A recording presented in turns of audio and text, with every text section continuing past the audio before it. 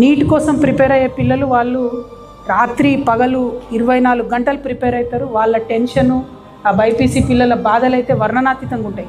నేను కూడా మా ఇంట్లో పిల్లలు, మా చుట్టాల బంధువులు చదువుతుంటే చూసిన చాలా ఘోరమైన పరిస్థితి ఉంటుంది. అంత ప్రిపేర్ అయ్యి మొన్న 3వ తారీఖు నాడు రాస్తే పేపర్ లీక్ అయింది రాజస్థాన్లో అని చెప్తా ఉన్నారు.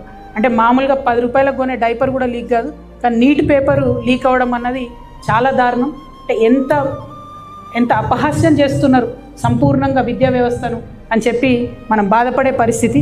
రాజీనామాలు చేయమని డిమాండ్ చేయడం కాదు, టెక్నాలజీ వాడుకోవాలి, పేపర్ లీక్ కాకుండా చూడాలి, పిల్లల్ని టెన్షన్ పెట్టొద్దు. అంటే ఫ్యూచర్ ఆఫ్ ఇండియా వాళ్ళని టెన్షన్ పెట్టి మళ్ళీ ఎగ్జామ్ రాయి అంటే ఒకసారి పర్ఫామ్ చేసిన వాళ్ళు సెకండ్ టైం అదే రకంగా చేయాలంటే ఇబ్బంది ఉంటుంది. వారి మానసిక స్థితి కూడా చాలా డిఫరెంట్గా ఉంటుంది. తల్లిదండ్రుల మీద కూడా స్ట్రెస్ ఉంటుంది. కాబట్టి డెఫినెట్గా ఈ వ్యవహారాన్ని అత్యంత సీరియస్గా తీసుకోవాలి.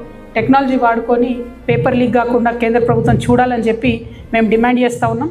అందుకే మేము మా మేనిఫెస్టోలో కూడా చెప్పినాం, విద్యకు అత్యంత ప్రాధాన్యత ఇవ్వాలి, అత్యంత ఎక్కువ బడ్జెట్ ఇవ్వాలి, అత్యంత సెక్యూరిటీ ఇవ్వాలి.